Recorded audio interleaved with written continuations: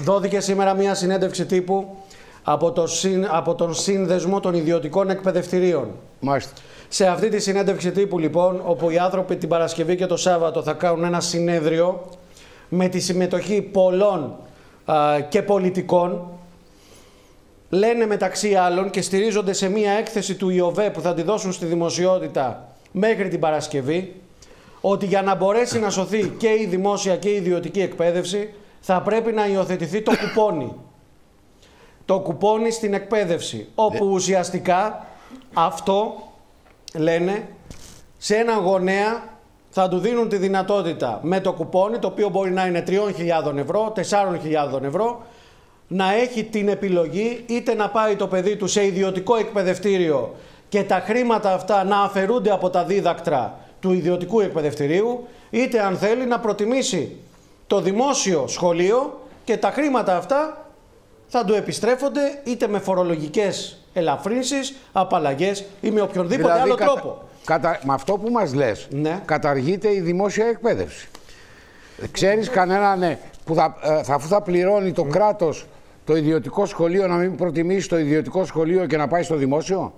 Ισχυρίζονται λοιπόν οι ιδιοκτήτες των εκπαιδευτηρίων ότι δεν είναι σκοπός τους να ανοίξουν την ψαλίδα ανάμεσα στην ιδιωτική εκπαίδευση και στη δημόσια εκπαίδευση, αλλά ο σκοπός τους είναι να κάνουν ανταγωνιστική και τη δημόσια εκπαίδευση. Και λένε επίσης ότι εφόσον το κράτος και εν μέσω οικονομικής κρίσης δεν μπορεί να δώσει χρήματα για καλύτερη εκπαίδευση, πρωτοβάθμια και δευτεροβάθμια, τότε θα πρέπει να βρεθεί μια λύση. Να ιδιωτικοποιηθεί η εκπαίδευση. Να σου δώσω και τον αστερίσκο το μεγάλο που το βρήκε ο Σπύρος ο Σταθάκης. Ναι, ναι. Γιατί πρέπει να αποδίδουμε. Ποιος είναι ήταν πρόεδρος στον ΙΟΒΕ? Ωραία, θα τα πει τώρα. Ο πρόεδρος? Στον ΙΟΒΕ. Ο πρόεδρος του ΙΟΒΕ σήμερα είναι ο κύριος Τσακανίκα. Ας τον Τσακανίκα. Ποιος έκανε την έκθεση που έχουν ο Σύλλογος των Ιδιωτικών Εκπαιδευτηρίων και που προχωράει σε αυτή την πρόταση? Γι' αυτό σας λέω, έχουν ζητήσει νέα έκθεση, την οποία θα την δώσουν στη δημοσιότητα αύριο μεθαύριο. Ναι.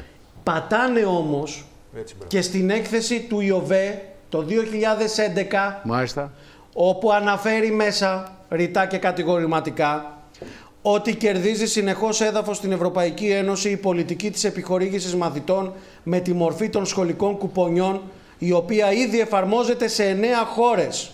Ποιος υπογράφει, ρε παλικάρι μου? Γιάννης Τουρνάρας. Πες τώρα, χρυσέ μου, πες την είδηση. Και ποιοι θα πάνε, σε παρακαλώ ρε Σπύρο, ποιοι θα πάνε στο συνέδριο αυτών των κυρίων που προτείνουν αυτά τα πράγματα? Πληροφορίες λένε ότι θα παραστεί και ο κύριος Αρβανιτόπουλος, θα παραστεί και ο κύριος Χατζηδάκης. Μάλιστα. Και μάλιστα λένε ότι ενδέχεται να κάνει χαιρετισμό και ο ίδιος ο Πρωθυπουργός.